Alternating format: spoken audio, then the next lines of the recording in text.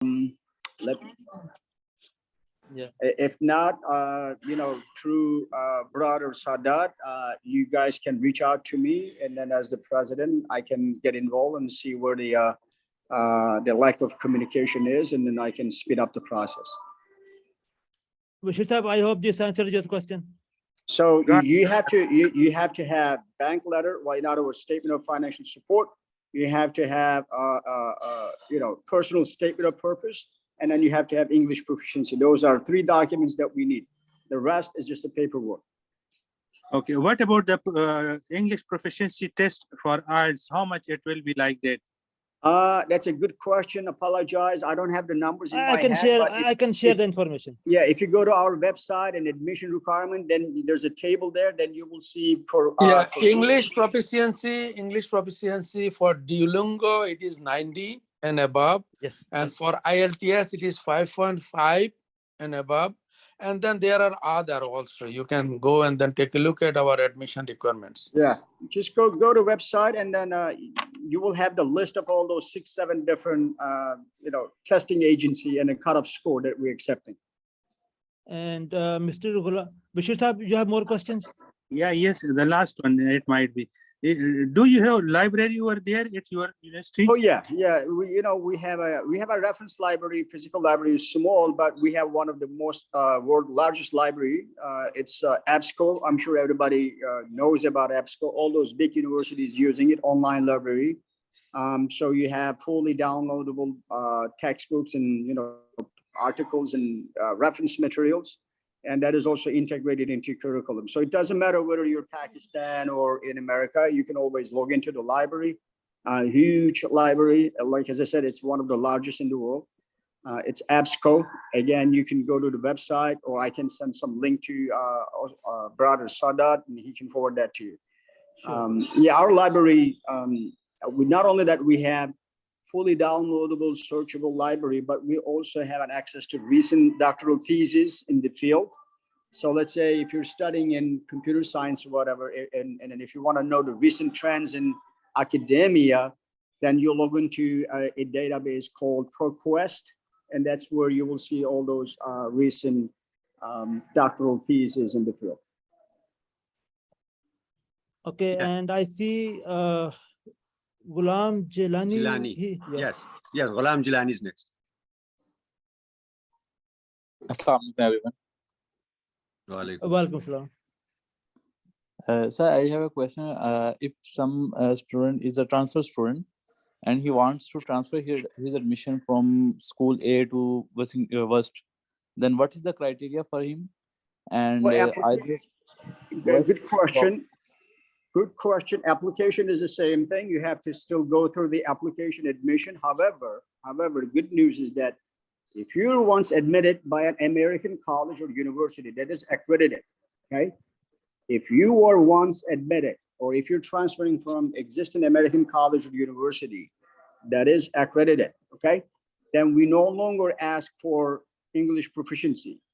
So English proficiency requirement will be waived if you're coming from existing American university. Well, the condition is that that university should be accredited school. So that's the only leverage. And of course, when you transfer in, you bring probably transfer credits. At the graduate level, we can give you up to 50% of our graduation requirement. In other words, any master's degree in our school is 54 credit. We can transfer up to 27 credit from your previous degrees or the colleges. At undergrad level, we can go up to 70% of our graduate requirement. Our graduation requirement at undergrad is 180, 70% of 180 what? 120 credits, something like that. See how generous we are? So at undergrad, we can give you up to 120 some credit. At the graduate, we can give you up to 27 credits out of 54. Okay, are you offering a spring semester for masters in IT? Yes, yeah, we have 4 quarters in a year. Every quarter, we call it rolling enrollment. Every quarter, we enroll new students. Yes, you can start every other quarter. So each quarter is about 10 weeks. So that means every 3 months, we have new semester. We don't call them semester, we call them quarter, but essentially the way that it works is semester. Thank you. Aziz Saab next. And before that, you please this kind of question, Usmani Sahab and Rashid can answer, very, in detail. So these are the questions Rashid and Usmani can. Since we have limited time here, we will, focus on important questions. Aziz Sahab, next, please.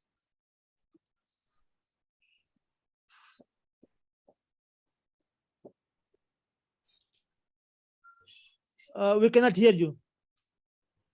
Aziz sir need to turn Yeah. on his mic. Yeah, no. Yes. Sorry. The scholarships that you offer to your students, are the ones who are studying online, are they also eligible for the scholarships, or is it only for the on-campus students? Well, I'm glad you brought up that issue. I must have forgotten. Yeah, for online, we have different financial package. If you are 100% online, if you're not in America, let's say you're joining from Pakistan, you are busy government officers, or you're a business owner, you cannot leave your business, or you have a alien family member sick that you need to be with him or whatever.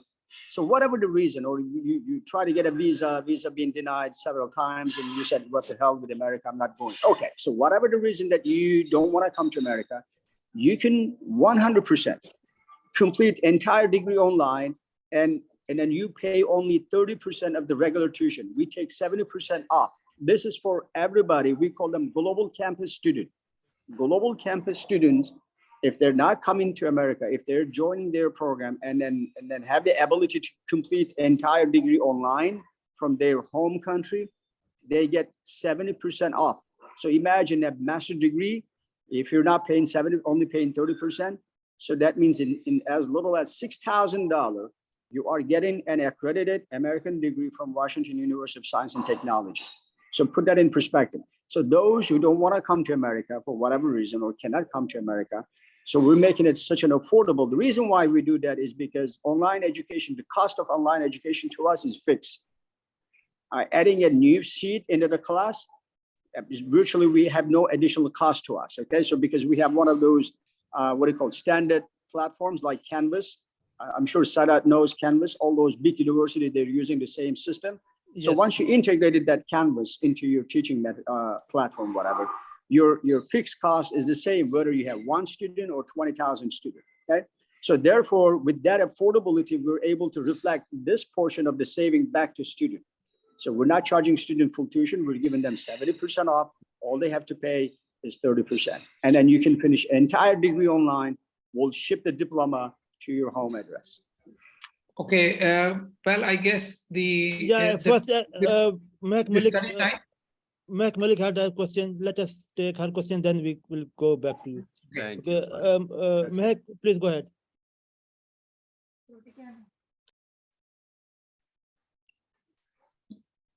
Mehak, can you hear us?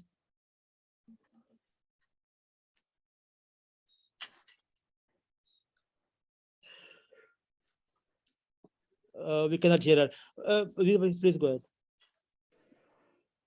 ahead. Connected to this, like on the as an online student, of course, an undergrad will have a different class timings, and so on.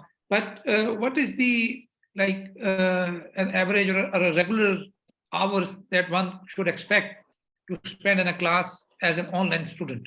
Well, the In idea. Pakistan, I mean, sitting in Pakistan, where the time difference is like almost 12 hours. Oh, for the beauty of online education is that you really don't worry about time differences. The reason why, because course shell is open for entire week.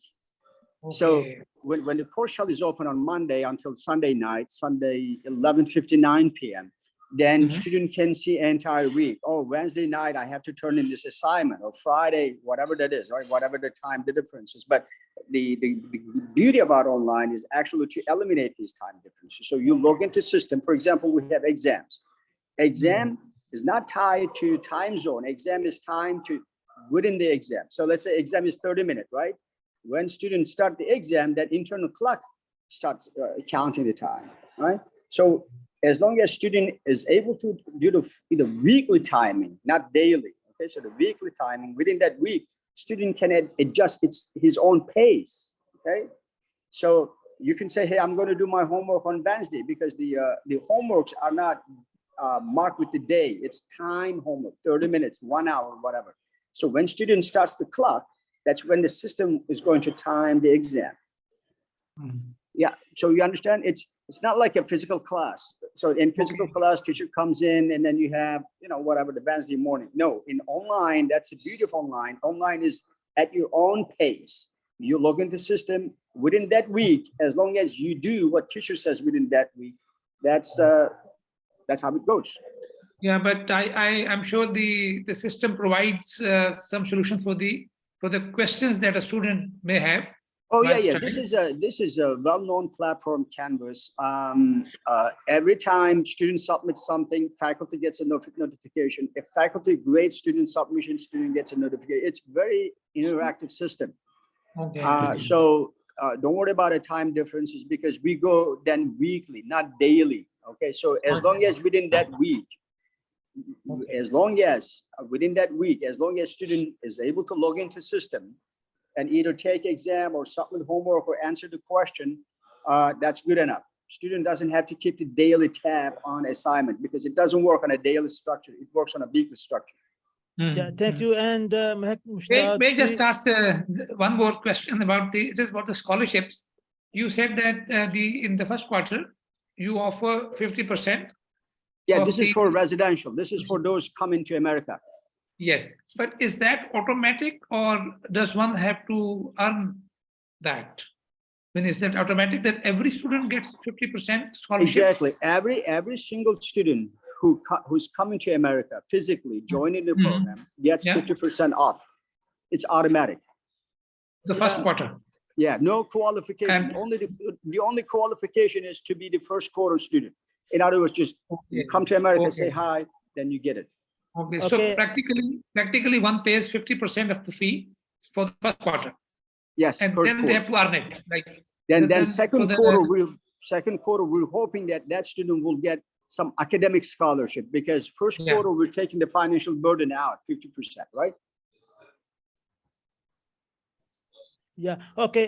Mushtaq, she gave her question. Sir, I wanted to know the timings of classes and also whether the master's degree at WUST is research-based or just based on coursework.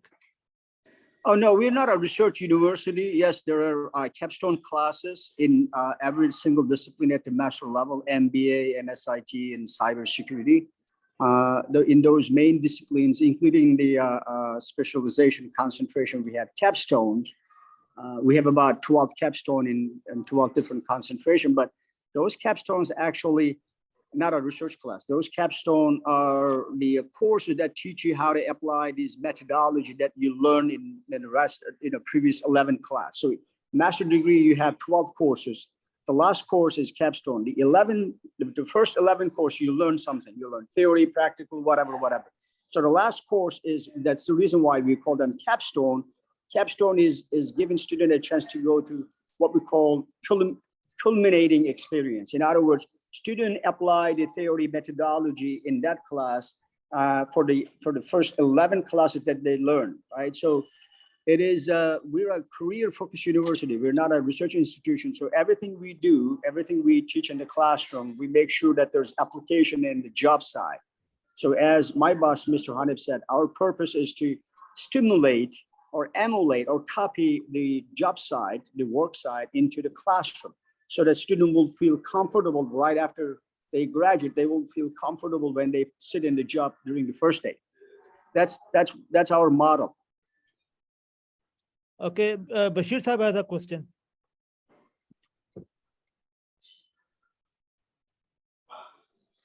Bashir Sahab, go ahead.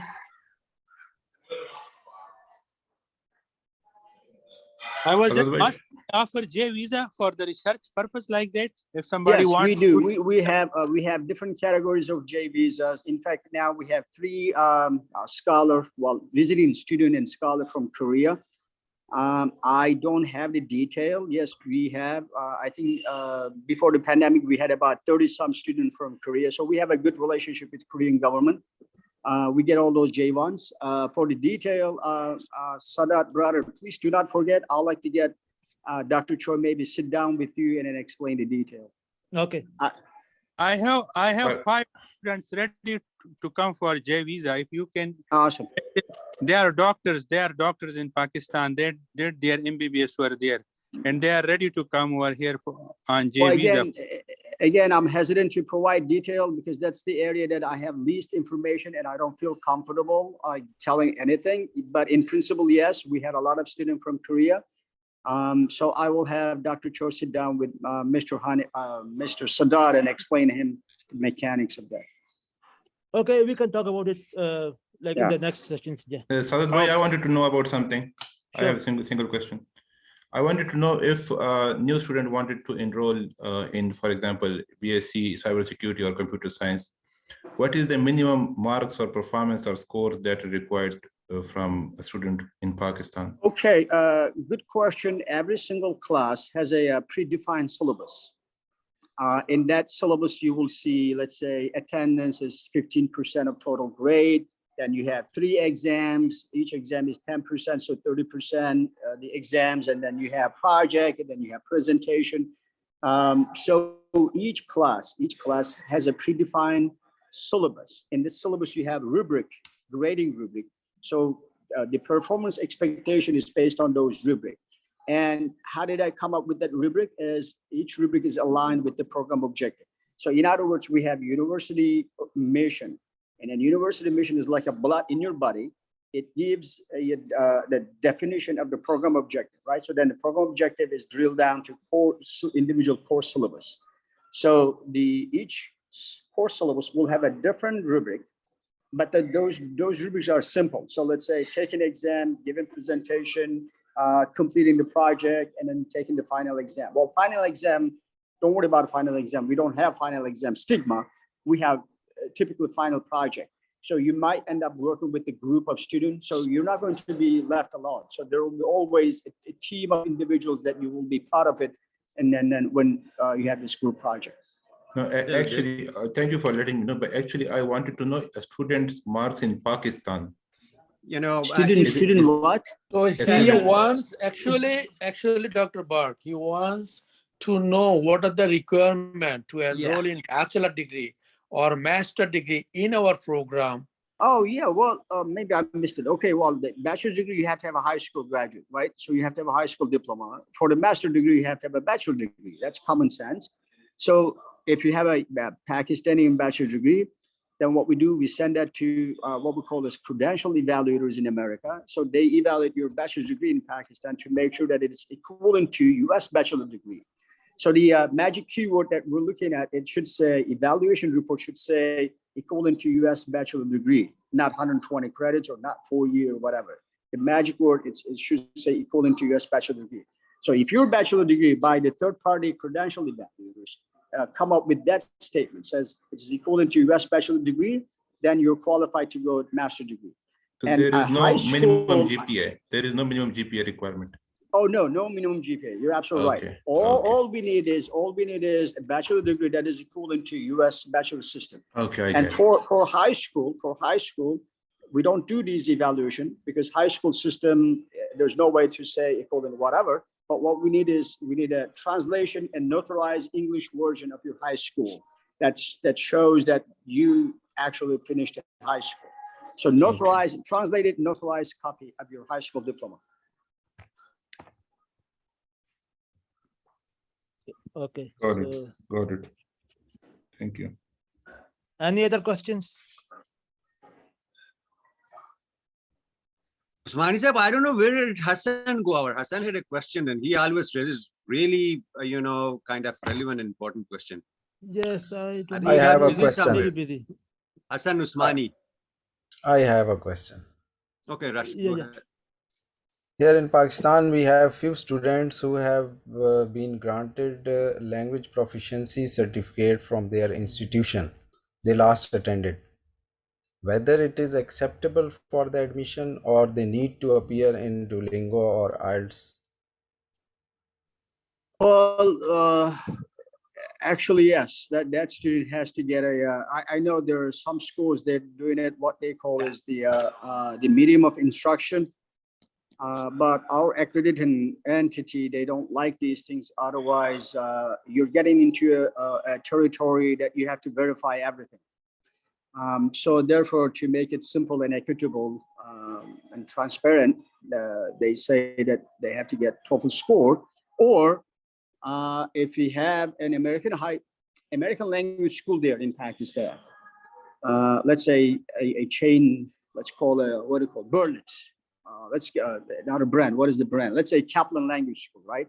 So if you have a American language school in Pakistan and accredited in America, and it's an official branch of that accredited language school in Pakistan, then we can sign up with them what we call pathway agreement. So if we have the pathway agreement with that chain language schools, and if students complete their at most advanced level, that then waives the TOEFL requirement, English proficiency. So it has to be an American language school. It has to be accredited. And then as a university, we have to have a pathway agreement with them.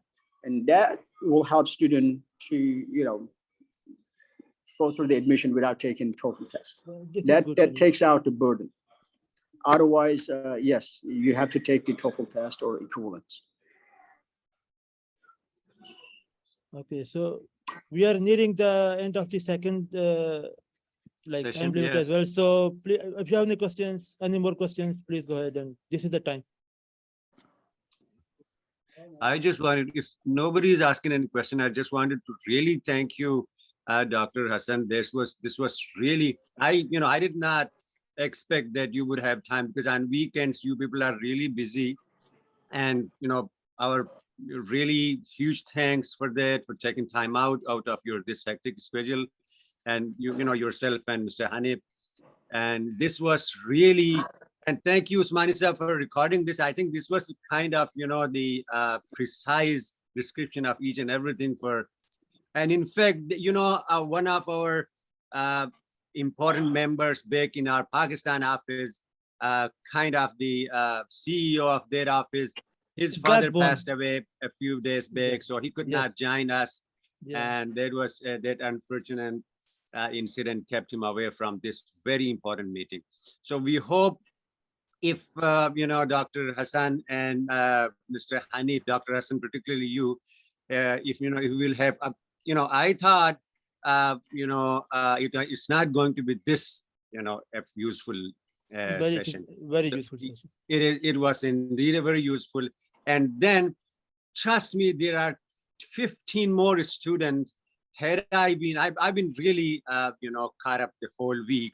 And even this morning, I went to drop a guest to Baltimore Airport, and on my way back, I just got home, when the meeting started. So there were about 15 students. Had I coordinated well with them, they would also have benefited from this really useful and full of information session. So I'll be happy to arrange another session.